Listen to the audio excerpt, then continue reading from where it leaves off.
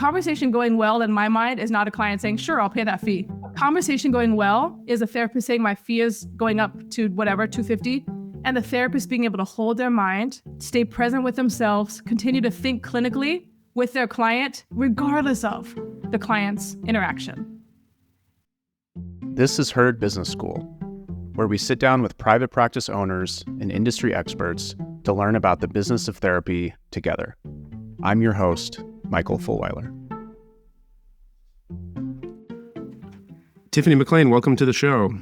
Thank you so much, Michael. You made it. We had a few reschedules, a false start there.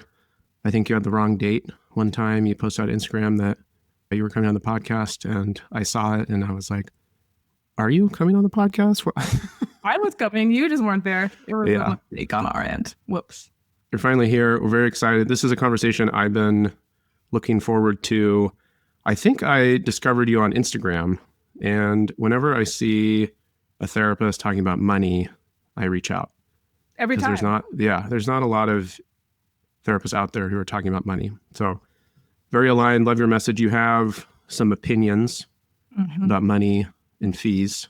So we're going to talk about those. Excellent. Let's dive into it. Let's do it. So I was doing some reading and I read that your dad was from the projects and your mom was an Adventist farm girl, as you described it. You found the biography written on me? I did. So my question for you is, how did that intersection of poverty, racism, violence, and conservative Christianity influence your perspective about money, especially growing up? Wow. Okay, folks. So a little backgrounds. I was listening to some podcast of the Heard Business School months ago, maybe last year. And I was like, you got to go harder in on the race. You look like you were shying away a little bit when you were talking to that one therapist. And you were like, I'm going to come out the gate. We're leaning into it. Lean in, make bank. I love it. Okay. How did that impact my thinking about money is your question? Yep. Okay. Wow. You're not messing around. So on my dad's side, he did grow up extreme poverty. In fact, when I was, I think like 16, we were watching 2020. I'm going to date myself. There's this old show called 2020. And on that radio. Show, on the radio, it was on the television. I did the little knob that you click around. Yeah, it was black and white TV. And we were watching it, and whoever the journalist was said, the worst projects in America, the Rockwell projects. And my dad said, oh, that's where I grew up. I was like, what? I had no idea about, he kept from us until recently when he's older, so his trauma's all cracking through and eyes will glaze over and he'll go into memories. But I didn't know. So extreme poverty, extreme violence. For those of you familiar with the ACE score, like ACE score, I think it goes up to 10. He's probably like a 15. Like anything you can imagine, he experienced. And so for him, money was elusive, desired. There's almost like a worship. I forget the man's name who does money studies, which I should remember because I took a class from him. And then I failed out of the class all the time. Brad Klontz, he's amazing. Yep. Brad Klontz does money work. So he talks about money worship. So on my dad's side, it's like this desire for money, but all these systems set up against him and his family and generations of my family on that side actually earning money, but really wanting it. On my mom's side, Adventist farm girl, there was like, money is bad. Blessed are the meek. It's easier for a camel to go through the eye of a needle than a rich person to enter the kingdom of heaven. So like, I'm really conflicted, right? It's like money can provide freedom and escape and like a way to get out of racial injustice. But also if you have it, you're bad and you're terrible and you're greedy. And so really like these conflicts were playing out in my life in terms of, am I allowed to actually want financial success? Am I allowed to want to do well? And then of course I become a therapist where all of these issues are just like front and center, really playing into if you actually earn money as a professional, you're a sellout. You're terrible. So then there we go. That's where I came into the picture. When did that start to come up in a professional capacity? Like at what point are you starting to think about becoming a therapist and pursuing this career path? I was 27, I believe. I was in LA messing around. My brother, who was a Berkeley MBA, he came down and he said, Tiffany, stop messing around, literally. He said, go to grad school. And I'm like, all right, if I'm going to go to grad school, it's going to be to become a therapist because there's nothing else I could possibly do with my life.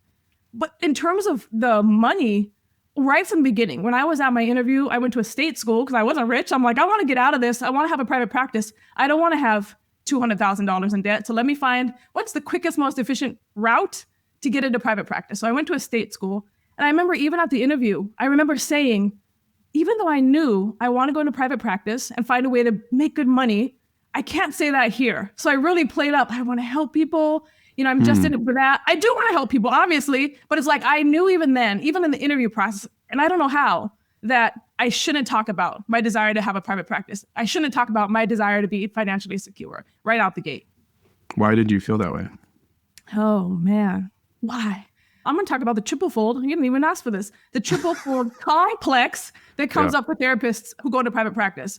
So I particularly work with women, folks from marginalized communities, queer folks, even white dudes. So I'm talking to a white dude who grew up without access to financial means. So like working class, you have the belief of I got to work 40 hours or 50 hours and I'm going to barely scrape by. So folks who come from these backgrounds, well, there's the societal messages of you're here to serve. That's your job. You should be proud just to be giving of yourself to other people. We can even go further than that. There was a study done by this woman named Ella Lasky in the 80s, and she found that most people who become therapists served as helpers in their family of origin. So they mediated arguments. They made sure everyone else's emotions were taken care of at the neglect of their own. So from the time you're a little kid, you're like making sure everyone else is taken care of. You're putting your needs to the side. Then you go into this larger society that says you're here to serve. You're here to help other people. How dare you want more? Based on your demographics, you're paid less for the same job. And then you become a therapist. So you have all these people coming into the field of therapy where the message is reinforced. You're here to serve. You're here to give back. How dare you ask for anything else? You're a sellout if you do. From the time you're little, you enter into society, and then you come into our profession where all these messages are heaped upon you. So for me, being in each of those stages, helper in my family, larger society where I feel like someone like me doesn't deserve to make money, to what I see reflected. And then I came into this field where my job is to help people and serve. I don't know how I even had that sense because I had not been in grad school before, but even on that interview, I think that myself and many therapists were already coming in with that paradigm. And so we just come into a place where that's reinforced. And it's a concentration of people who already have this belief internally and externally. And then we all come together and reinforce it for each other in grad school. Do you feel like that's generational? Like it's something that has been passed down and that's starting to change? Or do you think it's still very alive and well today? In our profession, therapists? Yeah. I have been doing this work since 2015. So I don't know if that's 8 years, 10 years now? 10 years. Yeah. Holy mackerel. That's when I started thinking about it. Yeah. I started my business in 2016 and then really started the emphasis on money in 2017. I feel like there's certainly been a shift over that time. Yep. There are therapists out there now who are talking about cash pay, $250. That was not happening 7 years ago. I'm patting myself on all the backs, giving myself a lot of credit for being on the forefront of going out there and saying, we deserve to make money. I'm going to advocate. You're going to advocate for your patients, therapist, but I'm going to advocate for you because there's literally no one out there. I'm going to take that back.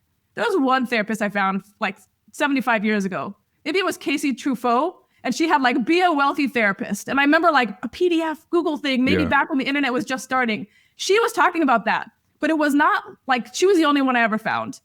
On one hand, Michael, I'll say it's certainly changing. Like I can put out a reel now or a Facebook ad and I don't get just attacked. I used to just get like attacked. These days, no. And that being said, I'm still shocked that I talk to therapists every single week who still are like, nobody I know is doing cash pay. Everyone I know is on insurance. They feel guilty for raising fees, even though they have no retirement. They're single moms, right? They still feel like, am I really allowed to do this? So a lot has changed and we have so much further to go. What I've observed, talking about race, generally the therapists who are talking about charging premium fees, charging $250, $300 a session are generally white women too. And so there's also privilege there. And so I think representation in these conversations is also important. Look at this guy, folks. Look at this guy talking about taking race back. That's absolutely right. That's an excellent point. And it's actually not something I think about too often. I do have often therapists who come to work with us and say, I didn't know Black women could do this. Or I didn't know I could do this as a queer person or a trans person. I'm not queer or trans, but just seeing someone from a marginalized community being out there saying like, you deserve to have it too. I think it's very important to have advocacy and representation in that way. So I appreciate that you brought that up. High five. Thank you. I want to go back to your private practice. So did you go right into private practice then out of grad school? I think I read that you charged $180 per session, like right out of school. Not out the gate. Okay. Not out the gate. Okay. I went to grad school and then I did a 2-year, I think it was a postdoctoral program, psychoanalytic postdoc, but they let in a couple groveling master's students in there. Thank you, Access Institute. So I went and I did like a private practice setting there, but they had a really like, their top of their sliding scale was $110, bottom was $30. And that's actually where I started paying attention to this money stuff because they wanted the therapist there to address fees every 6 months with our clients, especially if they were on the sliding scale. Like, let's talk about money. Let's see if we can get it up. And this training program, they were also struggling financially, of course, because they're serving folks who are really struggling financially as well, some of them. And I was paying attention. The director would say, nobody's raising fees. Folks, we should be raising fees every 6 months. And literally no one was doing it. And so I thought, okay, 1, I see this as a problem. 2, I knew I was going to be going out into private practice after this. And if I wanted to be able to have a sustainable business, I had to figure out this money stuff. So I made it my goal in that 2-year training program. Like, I want to talk about money. I'm going to do that thing every 6 months. I was terrified. It was so anxiety provoking. I would talk to my supervisors about it, which, by the way, they could only kind of talk about it. So I was like, I have to figure out how to do this because I'm going to go out. After that, I went to a private practice internship under a supervisor who I loved, lesbian woman. I respected her. She was hardcore. She was a therapist, a psychoanalyst, meaning however many 10 more years, and an MD. She was a psychiatrist. So that is like 20 years of school and a medical doctor.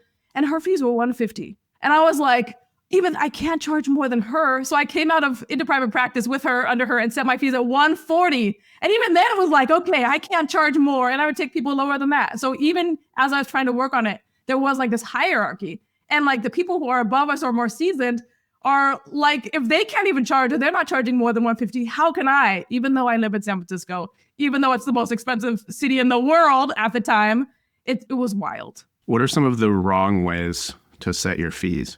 You mentioned comparing yourself to someone else and then, setting it $10 lower. What are some other incorrect ways to set your fees that you see therapists do? That was actually, there's some article I wrote called I think it's 10 myths about setting fees as a therapist in my practice. First article I wrote, and it was like, that was the one. Setting your fee based on the market.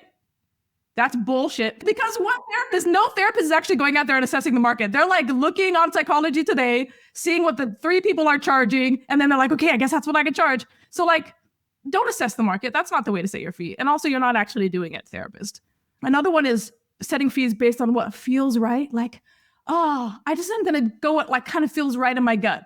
Again, because we talk about like the system, all the systems set up against us, our guts are going to be devaluing ourselves and our guts are going to be devaluing our service. So if we're setting our fees based on our gut, we're going to be undervaluing the work we do as individuals, but also the work we're doing as professionals.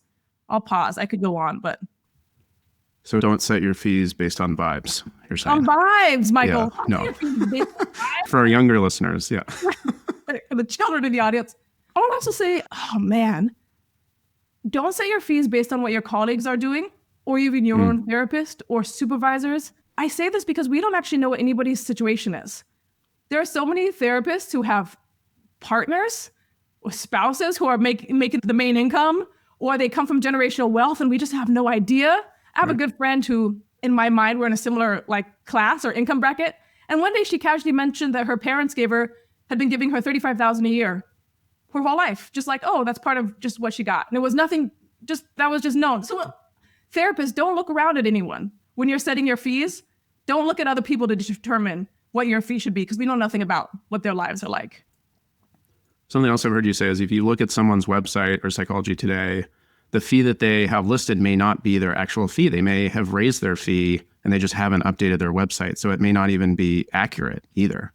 And I'll say actually the opposite I find is true is they'll say on their website, my fee is $200 or $250. I'll even ask them, what's your fee? They'll say $200. And I'll ask, how many people are you actually charging that to? Oh, well, I have one. And the rest are on sliding scale or on insurance. I have no one out actually at that fee. What about the population that you work with and setting fees based on that? We had Dr. Ayanna Abrams on the show, who is a Black female therapist, and she talked about how, she had this belief that, Black women and Black people, they won't pay for therapy. I have to take insurance if I'm going to serve that population. I love Ayanna. I don't know her, but already I like what she's saying. I remember when I went into practice in San Francisco, and I was going to set my fees. And I thought, I'm in the psychoanalytic community, which are mostly white folks, mostly older white folks. I'm in San Francisco, which is like majority white folks. And I thought, I had a good friend who actually told me, Tiffany, I would go to a Black, she's not Black, I would go to a Black person for business coaching, but I want to go for therapy. So even I'm glad she was honest, but I even had my own friend being like, I want to go to a Black therapist. And so I thought, okay, nobody's going to refer their white patients to me, white clients. White folks don't want to see Black folks. And if I'm only going to see Black folks or people of color, they can't afford me. And then I had to stop and be like, wait, what the fuck, Tiffany? Like, talk about internalized racism. Like, really? No Black folks can afford me? So I started to be noticing how I was projecting my own situation onto everyone else in the world. That's something I see often with therapists is they say, nobody can afford $250 or $300. And that's because they are not paying $200 or $350 to their own therapist. And they're surrounded by people who are broke. And they come from families who are broke. So they literally can't conceive of the reality that there are more than enough people in their city or their town or this country who can pay them $300 per session and have the resources to do so. But because they're in their own paradigm of being broke and living financial scarcity, they're not aware of what's actually out there. Right. It does raise the question of access, right? If I'm charging $250, $300, there are people who can't afford my sessions. And what if I still want to serve that population or community? How can I do that? You want to hear my real talk? You said I have opinions coming up here. Yep. I'm seated. Here it is. There are ways that can be done. Certainly. We can talk about that in a minute. But I actually want to start before we talk about ways that can be done. The reality is if you're going into business, which I talk to therapists in private practice, which is a business. The purpose of going into business is to create an entity that takes care of you and your family financially, emotionally, psychologically for your whole life and for the generations that come after you. That's the purpose of a business. So if a therapist is going into business, that is literally the purpose of the business. If you want to serve folks who can't afford, you stay in a group practice, work for an agency, find another way to serve. You can serve people who can't afford to pay, but you cannot have a business serving people who cannot afford to pay. That's the over-under, how I think about this from a bigger perspective. Do you want me to talk about how you can give back in your business if you want to? Sure. I will. First of all, don't. But if you want to, I think about this in terms of seasons of life, right? If you are somebody who is, I was just emailing someone today who's a new mom.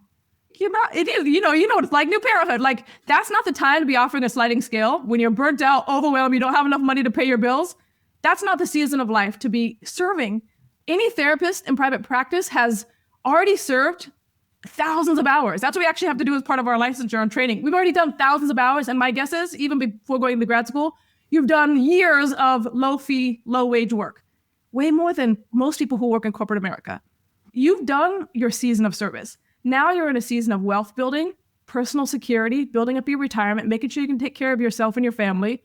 Once you get your business to a point where you're taken care of financially, you have your retirement set up, you know that when you get injured or your partner gets injured or your kid gets injured, you can take care of them. I'm supposed to be on jury duty this week. I got off. When you're in a position where if you have to go serve on a case for 3 weeks, you're like, I got it because I have enough money in my bank that I can do my civil service. Excellent. That's when you can start thinking about, how can my business give back? How do I want my business to serve? That can be through money, setting up charitable donations. You and your kids can go do a weekend volunteering event where you're giving back. There's all kinds of ways to give back, but you don't have to have and you should not have your business giving back built into your, how do I say this? Your financial security does not have to be your mode of giving back. There are all kinds of ways to give back that don't rely on you sacrificing your own and your family's financial security. One of the arguments that I've heard in favor of charging premium fees is it enables you to have sliding scale spots on your caseload. So if you're charging $250, $300 a session, financially, you're able to see clients for $50 or $75. But you have kind of a different take on sliding scale, something we've talked about. And it's that therapists tend to use sliding scale as a way not to charge their fee. Could you talk about that? I'm going to talk about this in two ways. One, just strategic business, and also clinically. From a strategic business standpoint, most therapists slide their scale because they're afraid, or they use it as a marketing strategy. I'm going to just drop my fee lower than anyone else to get clients in. It's okay if you want to do that. as long as we're not acknowledging that you're doing that as to avoid learning how to market and charge premium fees, charge for the value of your work. You're devaluing your work, budget, bargain, basement, offering your therapy to avoid learning a skill that could actually really help you. From a clinical perspective, we do a lot of this work in my program, Lead and Make Big Academy. It is really tricky to offer someone a sliding scale, and it warrants a lot of clinical thinking. Who are we offering that sliding scale to? Why? How did we come to it? How is codependence playing into that? What is that person you're working with? What's the message you're sending them? When you are saying, my fee is $250, but for you, I'm only going to charge $75. I can say when I was working with a therapist for about 2 years on his sliding scale, white man, straight right man, I believe, I was paying $40 per session. And I had to be, in my own psyche, nice, kind, obsequious, fawning. I had to be a good client. Once I got access to out-of-network insurance, and I could pay his full fee of $180, I fucking was like, I don't have to do that anymore. And I wasn't even aware of how I was doing it. It was unconscious. And he wasn't bringing it up. Like, hey, what does it mean to be on the scale? What are you, if you're not paying me in money, how are you paying me? If your clients are not paying you in dollars, they're paying you in some other way. So once I was paying that $180 and I wasn't just nice and fawning anymore, that treatment fell apart fast, right? So I want you to be thinking clinically, what's happening relationally in the unconscious process when you're saying you get a discount. Nobody gets a discount. Therapy costs something. And if it's not money, it's coming out of some other place in that treatment. Yeah, that's so interesting. I've heard you talk about how therapists will offer a sliding scale before they even know that's something that the client needs. And so on that initial consultation call or in that intake session, they'll say, my rate's $200, but I have a sliding scale. So they'll just jump into that. And sounds like that's what you're talking about. They're making an assumption that, oh, this client can't afford me. 100%. Or maybe I don't feel worthy of charging my full fee. That's right. It just came up actually with I'm not calling you out. I have a couple of therapists who I just started with who's amazing. I've sent 3 people her way in the past 6 weeks since I've been working with her. So I'm filling up her practice. But she did that. My fee is $250, but I can make changes. My sense is she did it out of her own anxiety. This is what I do. And I still in the back of my mind, I thought, is it because I'm Black? Why was she so quick? If me and my partner, who's white, if we were both white and we were dressed some kind of way and I didn't have tattoos, would she have just stopped at my fee is $250? Did she lower it based on something about us, something about me? We never addressed it. I don't have time. I'm here to talk about my relationship. But I can't help but think about all the ways those kinds of things are showing up in therapy, dyads, where the therapist is lowering the fee and not saying anything about it. So we've talked about how not to set your fee. What is your advice for a therapist to set their fees? What is the right way for a therapist to set their fee?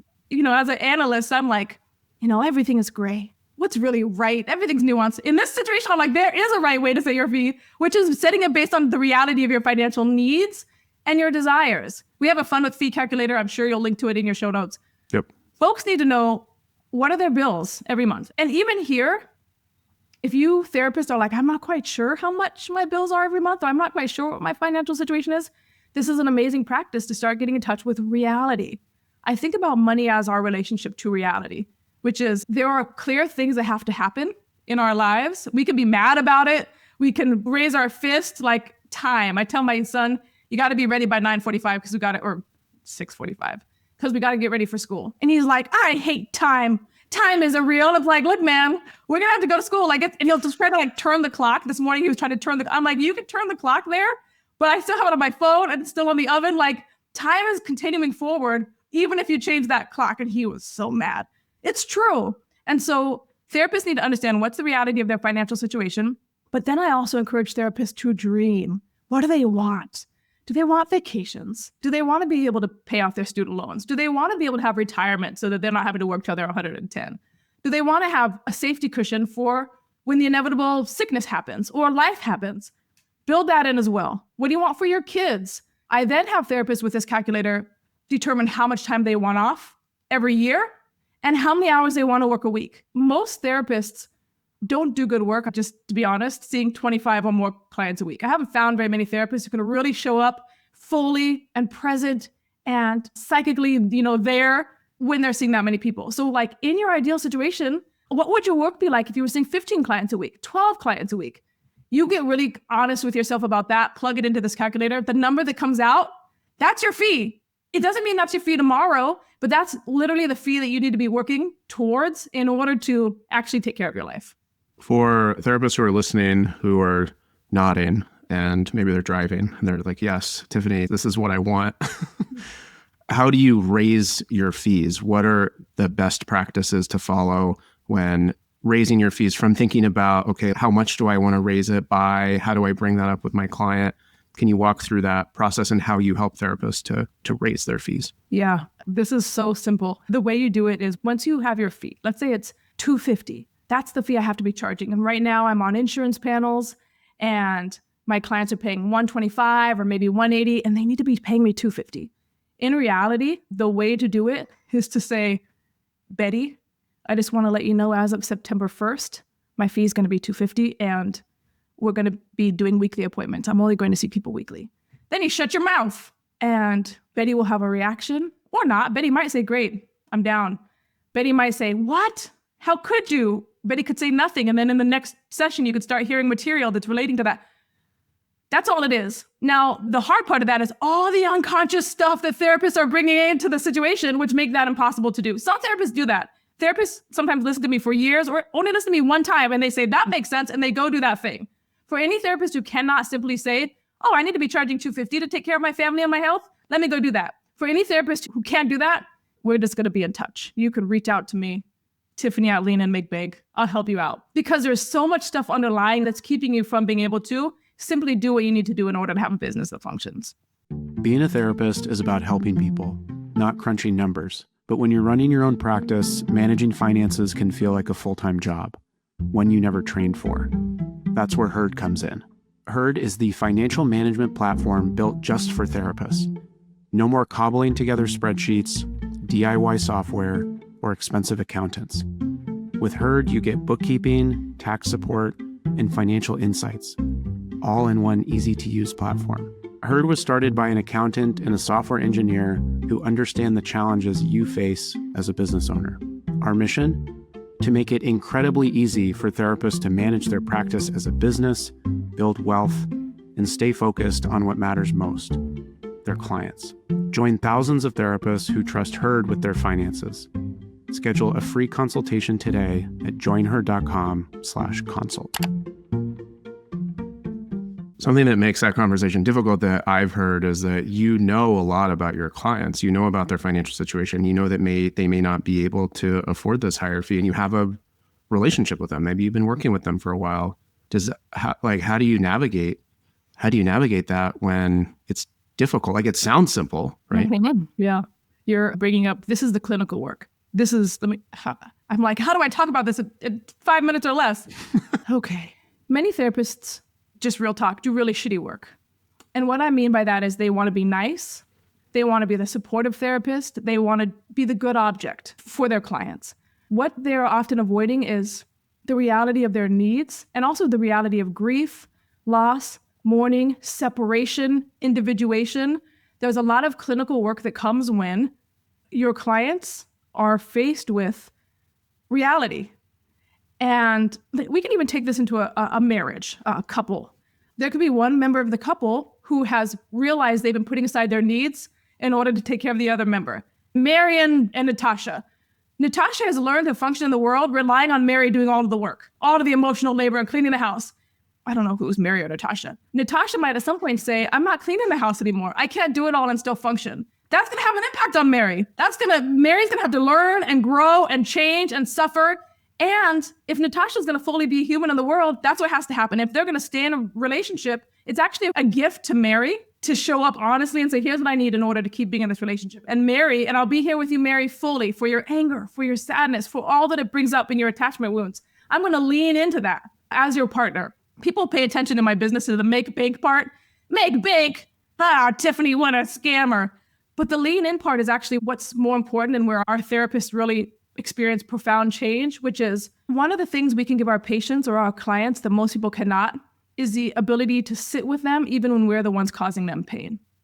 Most people in our clients' lives get defensive, put it back on them, it's not your fault, or it's your fault, not mine. If we're a therapist who says, my fee is going to be $250 as of September 1st, and the client says, I can't pay it, what am I going to do? or you're betraying me. And the therapist says, you really didn't expect that to happen. I'm the one person in your life who thought things were going to be stable. And now it feels like I'm doing exactly what your mom did to you. And we're present with them. That actually gives them a chance to deal with pain and loss and grief that they've never been able to do with another person before. So that's how I think about it clinically. Just because they can't afford it doesn't mean we don't need it, right? That's if we keep our fees low because they can't afford it, that's codependence. That's toxic. That's actually an unhealthy relationship. So our job is to actually be with them through the transition as they make the decision about whether they want to stay and do the work with us at that fee. How do they do it? What would it take? And as a therapist, it's also my job to think with you, what do you need to charge $250? What would have to change in your life to be able to afford this session? Wow, what rich work. Let's fucking do that. Our therapists have found that when they actually lean in, the level of their work increases. The clients feel like, I had a therapist tell me recently, we haven't done this level of work in 2 years. Like this feels like the kind of work we did when we were just starting. Like it's renewed, it's present, it's real, it's honest. And the clients actually often find a way, not always, but they'll find a way to pay that $250 because something's alive in the treatment that has not been alive in many years or ever. Yeah. So it sounds like having that conversation about money is an opportunity to deepen the relationship, something that you wouldn't get with an AI therapist. The fucking AI therapist. AI. I have my AI, Frankie. Yeah. They're fabulous. They just tell me everything I want to hear all the time. I have to be like, Frankie, be more critical. Frankie, tell me the truth. And Frankie will do it. I have heard that as an argument against using AI for therapy is an AI therapist is not going to let you down. They're not going to hurt your feelings. And that's an opportunity in the therapeutic process to actually go deeper. 100%. And like, that's when you can deepen your therapeutic alliance and relationship in a way that you can't with talking to a robot. Fucking robots. You have a kiddo now. I have 2 kiddos. Like if I'm always showing up for them as a parent who's never failing them, that's going to be real fucked when they go out into the world and they're failed all the time. What's better is when I say to my son yesterday, Rufus, we got to go. And then that night I say, you know what, Rue, this morning I was in the red zone. I need to practice being in the green zone. I'm putting a sticker on this is true. Yesterday I put a frog sticker on my hand and I said, this is going to remind me in the morning, like, oh, if I start feeling frustrated, I can be in the green zone. He then learns. So he learns like both my mom and I, we could be mad and have a repair, build resilience. Oh, and I'm also learning, here's how someone develops like emotion regulation. Here are some real tricks. That's really what allows therapy to grow. Not being in therapy and giving clients advice about what they could do in their lives. They can get that from their hairstylist. It's the relational ruptures and repairs that actually allow growth and change in therapy. So when you're raising your fees, would you ever recommend keeping existing clients at the same rate and raising fees for new clients? Or would you recommend raising your fees across the board? Always across the board. Here's why. First of all, many therapists, they're seeing 30 people a week. They can't take on anyone new. I can be honest, if you're seeing 30 clients a week on insurance panels, the type of work you're doing is not going to be the type of work that someone's going to pay you $250 cash for. You're just not present. You don't have the competence or capacity to show up. Secondly, just like you said, there's a real opportunity for growth when you bring reality into the session and your needs. Nick Bogner said this: the only need you have as a therapist that it's the client's job to fulfill is your financial need. That's the only thing. Like the client actually has to take care of you financially. That's the nature of the relationship. If they're not doing that, it's coming out. They're paying you some other way. And by raising your fee, you have the opportunity to address the ways they are unconsciously paying you in debt to you that they don't know about, that you don't know about. And you see it when your client comes in with a nice purse and you feel resentful, or your client goes on vacation and you're mad, or you're just burnt out and frustrated, or they're coming in complaining and you're sick of their shit, right? Those are all signs that they're not paying you enough money and it's playing out clinically. Do you think that you can build a practice that meets your financial needs by taking insurance? One can. My buddy who I was talking about, who gets $35,000 a year from her parents, I bet she can. Folks who have spouses who make a lot of money, they can. I was about to say like a single mom in like rural Arkansas, maybe, but actually not, because she might have to see 25 or 30 clients. And I know what it takes to show up for my kids. I don't think you can show up fully for your kids or yourself or your family or your clients having to see that many people. Look, you just put me into a real controversial conversation.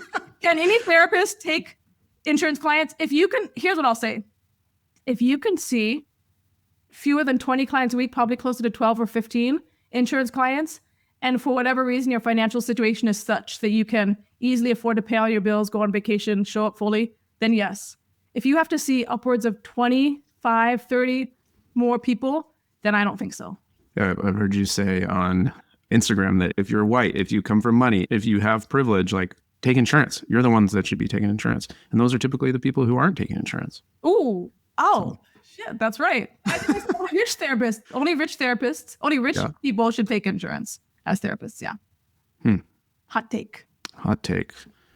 Let's talk about Lean In, Make Bank. So you started Lean In, Make Bank in 2019.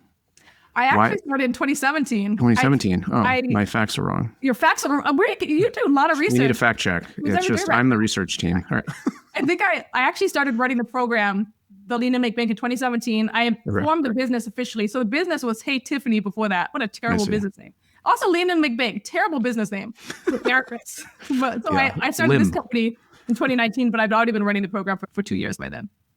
Okay. And why did you start Hey Tiffany? Hey Tiffany. 2 reasons. One, I wanted to understand how to become an entrepreneur and make money and have something. You know what's true? This is terrible. I had clients who were paying me $30 an hour. And I was like, this is not going to fly in San Francisco. Let me start a whole new business to be able to supplement the income from clients I'm afraid to actually have the money conversations. That actually was part of what was going on. I chose to work with therapists because I was a therapist. That was easy to go into. I was originally thinking like, marketing for therapists. That's what everybody kind of does.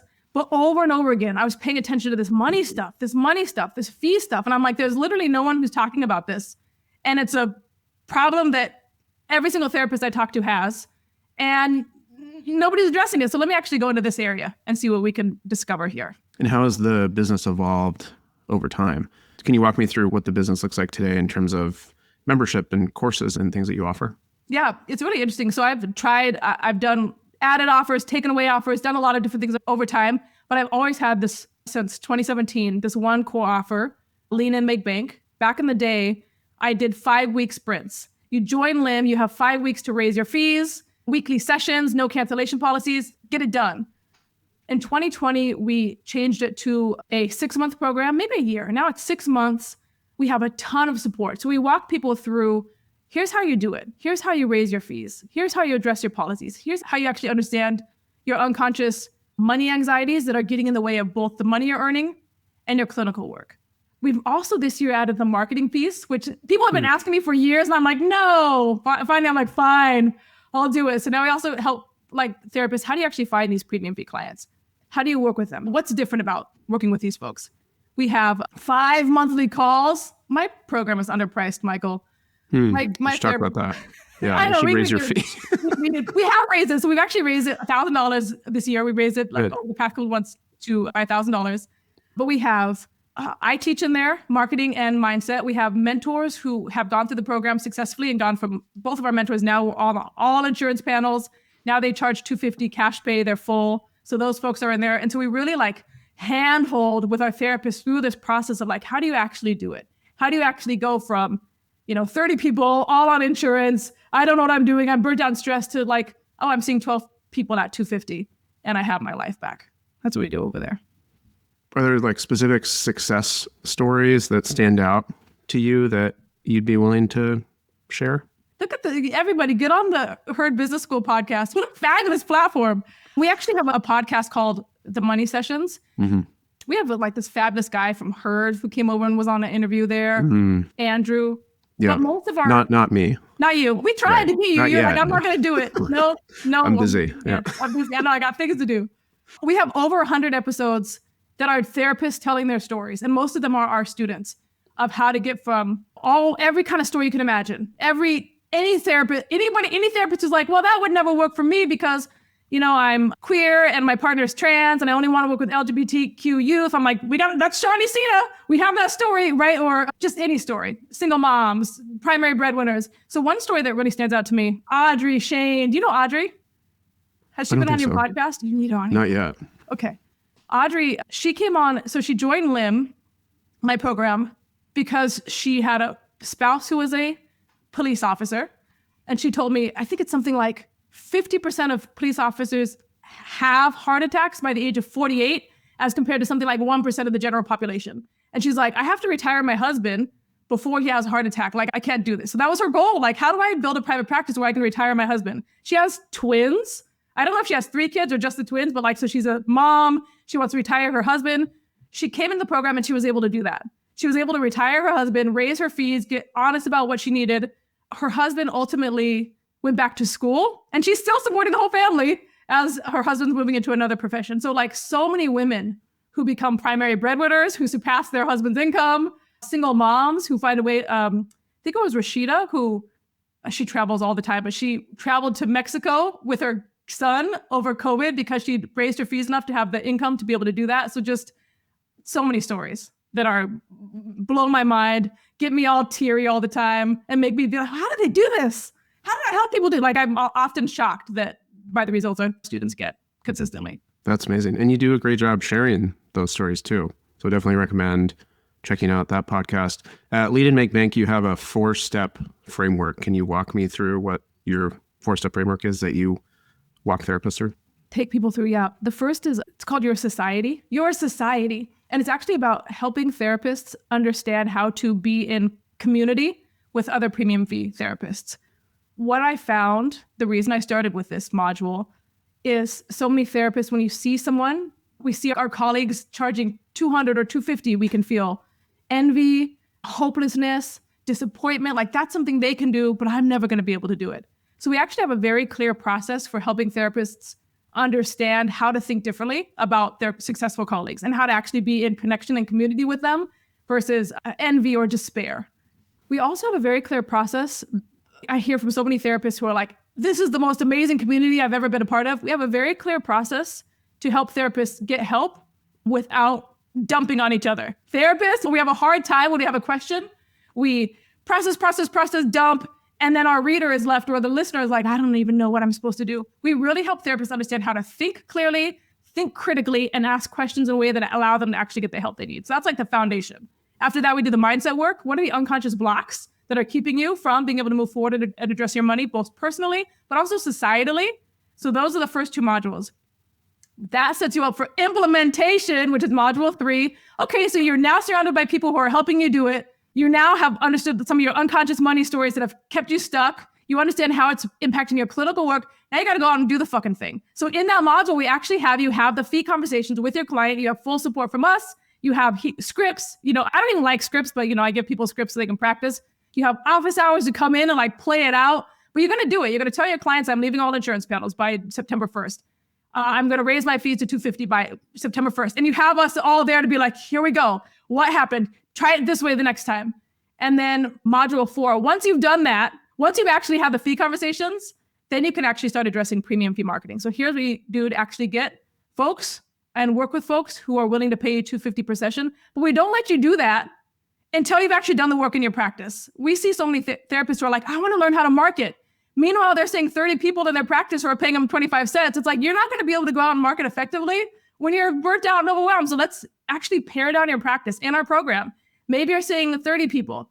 Maybe you have 80 people on your caseload, true story. Let's actually raise fees and get your caseload down to 15 or 20 who are paying you $250. You're now making the same amount of money or more, and you've just gained 10 or 15 more hours in your week. Let's figure out how to make money with those hours. I love that. When therapists have those fee conversations, what percentage of them would you say go well and the client agrees to the higher fee versus, pushes back or that conversation doesn't go well? Anecdotally, what would you say? I'll even push back on your question a little bit. A conversation going well in my mind is not a client saying, sure, I'll pay that fee. A conversation going well is a therapist saying my fee is going up to whatever, $250. And the therapist being able to hold their mind, stay present with themselves, continue to think clinically with their client, regardless of the client's interaction. Do clients stay and pay the higher fee? I don't know, actually. We're actually starting to collect data, which is great. Finally, we're collecting data. But it's not uncommon for therapists in our program to say, I told my client I was raising my fee and they said, okay. Like, it happens so often. Okay. Right. Now, not always. Some clients are like, I want to stay using my insurance, or I can't pay that fee raise. Fortunately, like we had a situation this month, the therapist was talking about how she raised her fee. Her client said, I can't pay it.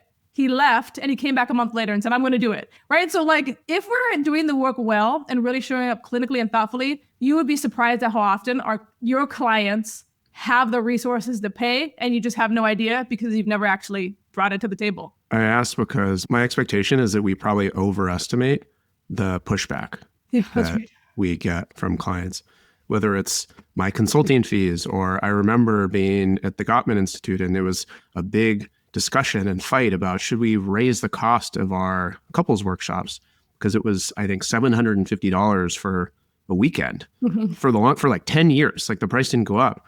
And we talked and finally we raised it, I think, to $1,000. And people were worried. Well, if we raise the price, no one's going to come. And then it didn't matter. People still came. And it's like, I should have raised the price 5 years ago. So I think we tend to overestimate the impact of raising our fees or raising our rates. I think that's right. Of course we do. And I'll say sometimes we raise our fees and our clients don't stay, or we have a hard time getting new clients. And for me, I think one of the huge benefits of our program is we're actually at the end of the day helping our therapists develop a growth mindset. So where a therapist on their own in isolation might raise their fee, people leave and they say, okay, the solution is to go back to lower fees. In our program, we say actually the solution is to identify what's keeping you from finding clients who are paying your premium fees, or what's keeping you from retaining your clients. And let's solve for that. Let's not take away your dream and go back to living hustling life. Let's actually figure out what do you actually need to implement and have in place to actually have the life you want. Why not?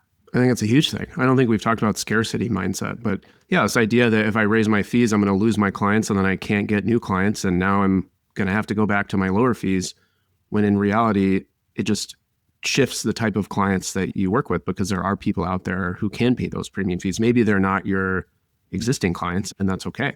Yeah, that's right. That's exactly right. I'm curious, is there a particular challenge that you're working through in Lean In Make Bank today as a business owner and entrepreneur? Oh, yeah. I love this question. Last year, how many years back do we want to go? Probably in 2023, I realized I need to figure out how to hire. That's very hard. And I realized all the attachment shit I was playing out with potential employees. Let me get this person. They seem fun. Let me hire them. That's not the way. That's not the basis for every client. I would be friends with them. So yeah. And then they would not be doing their work. But I'm like, it must be my fault. If I can be a better leader, then they'll do their, so I spent years really over functioning because I didn't know how to hire well. In 2023, I think, end of 2023, I finally figured that out. I go to an analysis twice a week and pay my $325 per session. So a lot of personal work.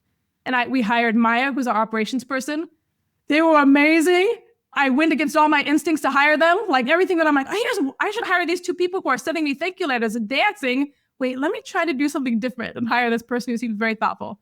And Maya then helped me hire our next two people. So we went from kind of having a full-time person before, but not going well, to 3 full-time people in about a year. That was a huge learning curve. And during that time, sales dropped. I wasn't focusing on sales. I was focusing on how do we hire? How do we learn? How do we learn to function as a team? We lost probably in 2023 to end of 2024, over $120,000 in the business. Just money that I'd saved up, just bam, down. That was really scary. I'm like, is this business viable? What am I doing? And I knew that what I was working on with the team, it was the only way I was going to be able to get to the next level. I couldn't do it by myself. I'm very transparent about money. We were at the $500,000 mark for a couple of years.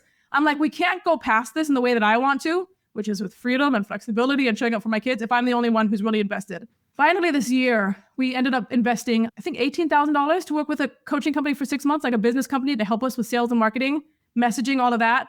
And we made that $18,000 back in a couple of weeks, and now we're making that money. So I feel I feel free. I have so much more freedom to be having conversations with therapists now, as before I was in the weeds so much. Now I'm talking to therapists every week, teaching our students, able to be on social media, playing around with what messaging do our people need to hear. It's so moving and so fun, and I feel really free. Podcast, to be working in my zone of genius while the team is doing their zones of genius. So I feel like this is going to be an exciting wave we can ride for a little while until we come to the next challenge. Your team has been great to work with. I didn't mean to throw anyone under the bus on the podcast scheduling snafu. Somebody did get thrown under the bus. They'll pay. Oh, they're going to pay you.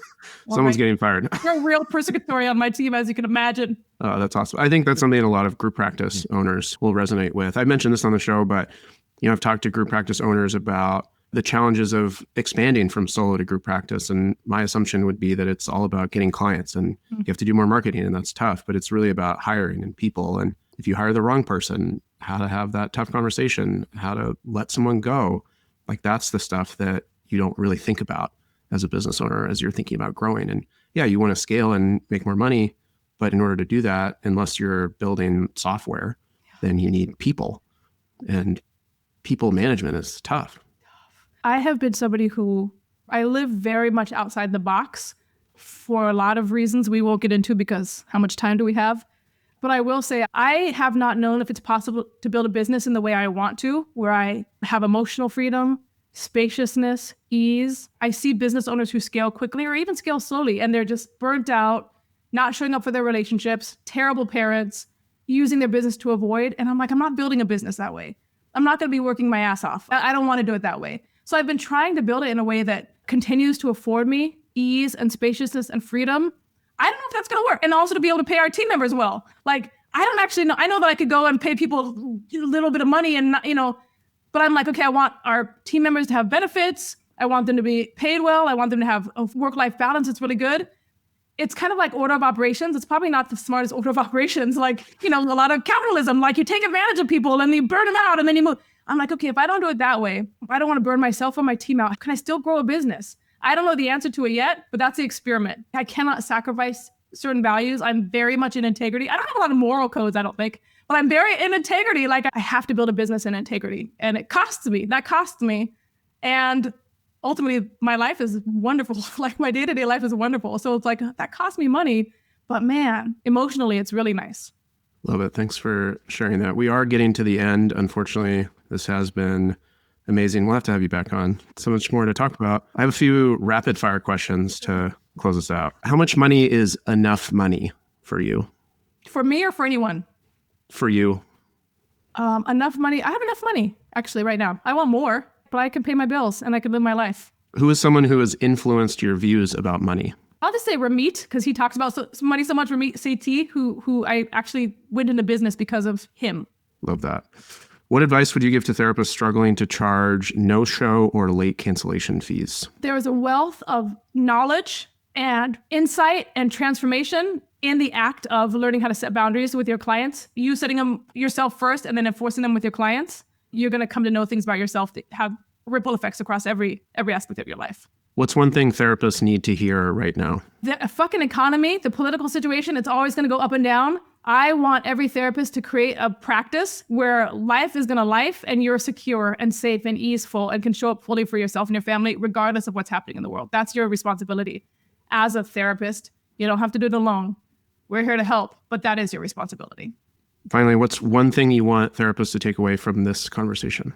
Oh, I'm going to get all moved. I want to say to therapists, it's not your fault that you're in this position. You were set up. This is something I say in our trainings. You were set up to fail. You were set up to fail. So if you're feeling shame or, I regret, I should have been doing better at this point in my life, you actually are doing amazingly. And there's so much more possible for you, and you're allowed to have more. That's what I'll say. Well said. Tiffany, thank you so much. This has been incredible, super valuable. For folks who want to connect with you, learn more about Lean and Make Bank, where can they do so? I'll say, actually, because you're listening to this podcast, go check out our podcast, The Money Sessions, and you'll learn more about us and how you can be more connected to us that way. Love it. You also have a free calculator as well, so we'll drop that in the description, in the show notes. Tiffany, thank you again. Thank you. Thanks for listening to this episode of Herd Business School, brought to you by Herd, the financial management platform for therapists.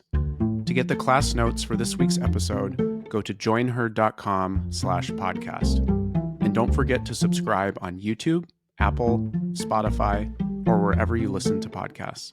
We'll see you in the next class.